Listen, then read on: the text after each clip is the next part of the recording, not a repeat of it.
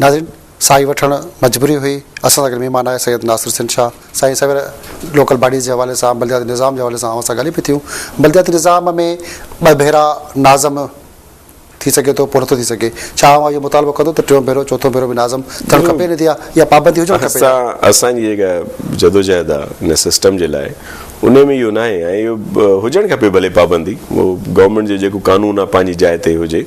असां इहा जेका जदोजहद आहे या इहा जेका असां चऊं था पिया त हिन सिस्टम खे हलायो वञे, कंटिन्यू कयो वञे, हिन जा इलेक्शन्स कराया वञनि ऐं सॼो कुझु कयो वञे, इहो पंहिंजे लाइ नथा चऊं ज़ाती तौर ते। त मां ज़ाहिर आहे कानून में गुंजाइश ई न आहे। जे साॻियो सिस्टम अचे थो, साॻियो सिलसिलो हले थो पियो, त असांजी गुंजाइश ई न आहे। असांजा जेके 3 ज़िलई नाज़िम जेके 3 ज़िला असां वटि आहिनि, महर साहिबान वटि सरदार अली ख़ान महर साहिबु असांजो वॾो आहे, घोटकी उन वटि आहे, सखर जो नाज़िम मां रहियो आहियां, शिकारपुर में 2 दफ़ा असांजो आरिफ़ ख़ान रहियो आहे, वसबे ख़ान महर साहिब जो फर्ज़ंद रहियो आहे। त असां त 3 नथा अची सघूं। पर असां इन सिस्टम जी इन करे हिमायत कयूं था त इहो पाकिस्तान लाइ बहितर आहे। तव्हां ॾिसो अंग्रेज़ जेको हुयो उन्हनि जंहिं मुल्क ते उन्हनि क़ाबिज़ थिया, जिते जिते हुननि कॉलोनियूं ठाहियूं, जिते जिते हुननि अची कब्ज़ो कयो, उते उहो सिस्टम ॾिनऊं जेको असां वटि जेको हलंदो पियो अचे। DC ऐं SP जो जंहिंजी अॼुकल्ह वॾी हिमायत था कनि पिया उहो थिए, त इहे उन्हनि जो सिस्टम हुयो। पंहिंजनि मुल्कनि में उन्हनि वटि छो न आहे डिप्टी कमिश्नर, SP पाण वटि उन्हनि वटि छो न आहे?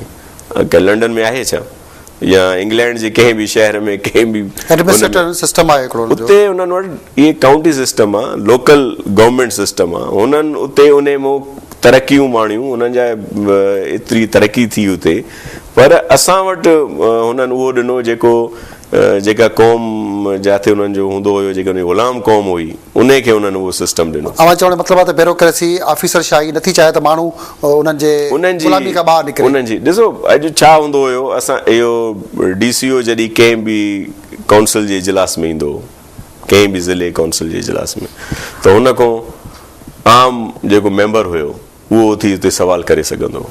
हिकिड़ो हलो यूनियन नाज़िम त वोट खणी अचे थो पियो, पर जेको रिज़र्व सीट ते अचे थो पियो, जेको हारी काउंसलर आहे, जेको मेंबर हुयो या असांजो अक़लियत जो नुमाइंदो हुयो, असांजियूं अदियूं जेके हुयूं, औरत काउंसलर्स जेके हुयूं, उहे हुन खां सुवाल कंदियूं हुते। त उहो जेको डिप्टी कमिश्नर रहियो हुयो, घणा DCO कमिश्नर हुया, पहिरियों सेक्रेटरी हुया, त उन्हनि खे इहा ॻाल्हि न वणंदी हुई। या ॿिया जेके EDOs बि काफ़ी अहिड़ा आहिनि मुख़्तलिफ़ ज़िलनि में रहिया, रेवेन्यू जा, ॿियनि महकमनि जा जेके डिप्टी कमिश्नर बि रहिया। इहो जेको आम माण्हूअ जो हक़ आहे पुछा जो, पंहिंजो असल हुन जेका पुछा कनि था पिया, त असांजा ज़ाहिर आहे अवाम त ग़ुलाम न आहे न। नौकरशाही जो नालो जेको आहे, त असल त अवाम जा ग़ुलाम आहिनि। उहे उन्हनि खे कमु इहो आहे त उन्हनि जी सर्विस कनि, उन्हनि जी ख़िदमत उन्हनि खे करणी आहे। पर हो अहिड़ो सिस्टम अहिड़ो ठहियो शुरूअ खां वठी त SP या डिप्टी कमिश्नर जेको, डिप्टी कलेक्टर जेको हुयो, मजिस्ट्रेट जेको हुयो, उन ते कॾहिं सोचियो ई कोन त माखो को आम माण्हू उथी सुवाल कंदो ऐं मूंखे जवाबदेह थियणो पवंदो उन जे लाइ। त इहे अहिड़ियूं काफ़ी शयूं आहिनि जेके आयूं। ऐं पर असां इहो बि उन सां गॾोगॾु एग्री कयूं था त हिन सिस्टम में काफ़ी अहिड़ियूं शयूं हुयूं जिन ते अमल न कयो वियो, चेक एंड बैलेंस न रखियो वियो, ऐं इहे शयूं ॼाणी वाणी न कयूं हुयूं। छो त असल इम्प्लीमेंट कराइण वारा या जेके जिते मथे वेठा हुया, उन्हनि में ब्यूरोक्रेसी हुई। पर अवां सखर ज़िले नाज़िम रहिया, सखर में खोड़ सारा मनसूबा अवां ॾिना जेके अधूरा बि रहिजी विया, उन में केरु इन्वॉल्व हुया? उन्हनि में इहे इन्हनि जी इन्वॉल्वमेंट हूंदी। कामोराशाही सिधी ॻाल्हि आहे। कामोराशाही केतिरा त अवां जी मर्ज़ी सां बि आया, भले मर्ज़ी सां आयो हुजे, पर असल हुननि जो जेको हुयो सिलसिलो, हुन में घणा हेल्पफुल बि आहिनि। इहा ॻाल्हि बि आहे पंहिंजी जाइ ते, छड़ो सखर न पर ॿियनि जायुनि ते बि। इन में इन्हनि कामोरनि जे करे इहो सिस्टम हलिया बि।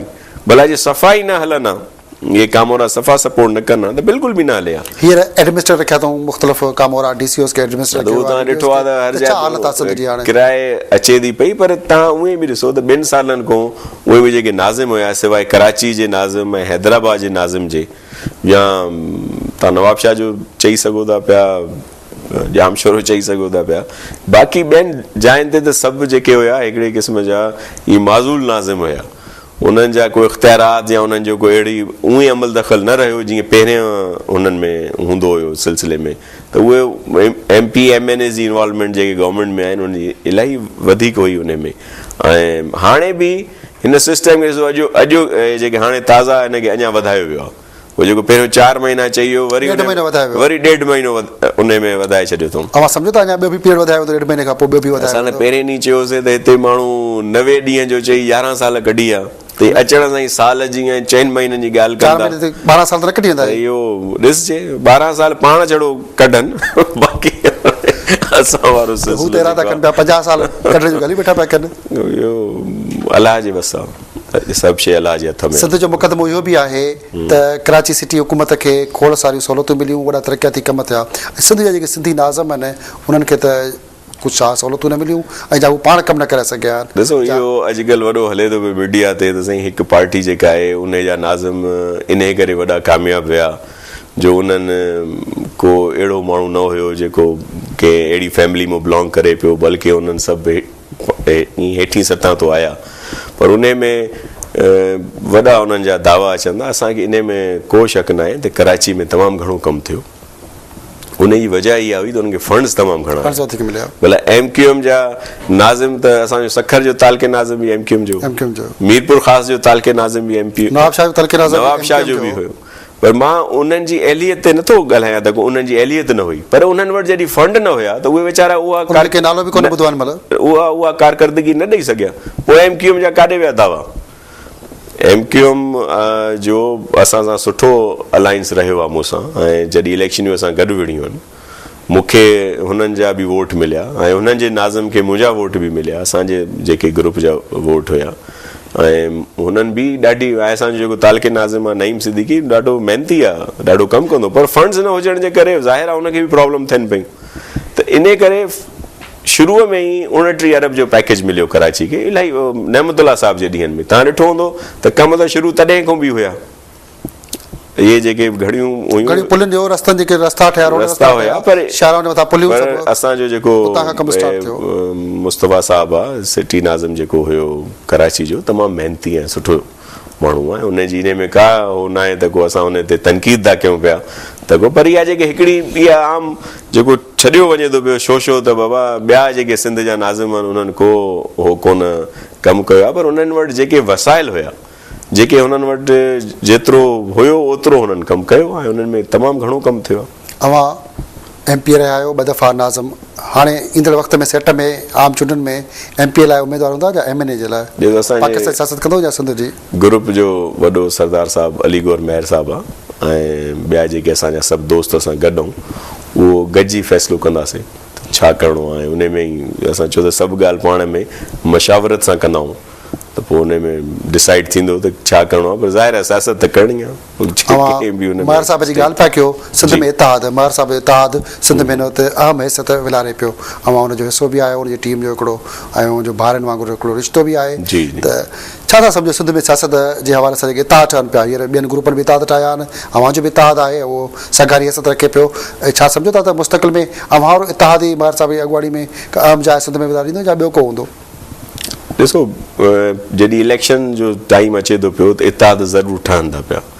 जेको मां फोर्स ई कयां थो पियो त जीअं हिकु पीपल्स पार्टी आहे, हिकिड़ो MQM जो आहे, ॾिसो वॾो फंक्शनल आहे, पीर साईं पागारे जी जमायत आहे, हुनजो बि वॾो रोल आहे।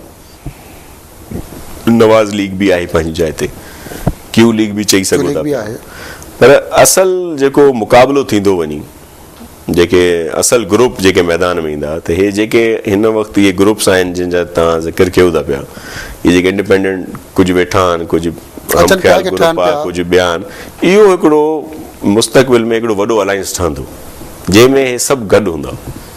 महर साहिब वारनि जो जेको ग्रुप आहे जंहिंमें असां बि आहियूं, असांजी ॿी घणी संगत ॿियनि ज़िलनि जा बि आहिनि, कुझु असांजा खटियल उम्मीदवार आहिनि, कुझु अहिड़ा आहिनि जेके कुझु वोटनि तो हाराइजी आहे, कुझु घणी वोटनि तो हाराइजी आहे, पर हिकिड़ी तमामु घणी हुननि जी हिकिड़ी आहे सुठी पोज़ीशन हिन वक़्तु बि।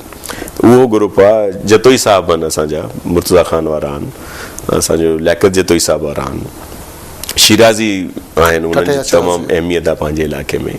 ईअं लियाकत जतोई साहिबु आहे, असांजो ॿिया आहिनि साईं जेके शाह साहिब आहिनि, नौशेर फेरोज़ वारा, मुराद अली शाह मुराद अली शाह साहब, मंजूर पवार वारा, मंजूर पवार वारा, इरफान गुल वारा, काफ़ी इरफान गुल मक्सी साहब वारा आहिनि, ॿिया घणी अहिड़ी संगत आहे जिन जी काफ़ी स्टैंडिंग आहे। त इहो मुंहिंजो इहो फोर्स ई कयां पियो त अॻिते हली हिकिड़ो वॾो गॾियल इतिहाद ठहंदो ऐं उन जो वॾो अहम रोल हूंदो सिंध जी मौजूदा जेके नंढा नंढा इतिहाद फ्यूचर पॉलिटिक्स इहे अॻियां हली के वॾे इतिहाद में शमूलियत अख़्तियार कनि। बिल्कुलु उन्हनि खे करणी पवंदी, हिकिड़ो वक़्त जी ज़रूरत आहे, त उहे जॾहिं कंदा त तॾहिं उहे वञी मुक़ाबिलो। इतिहादनि जी सियासत ते ऐं ॿियनि खोड़ सारा मामलनि ते ॻाल्हाइबो, पढ़ण ब्रेक खां पोइ वरितनि हिकिड़ी साई।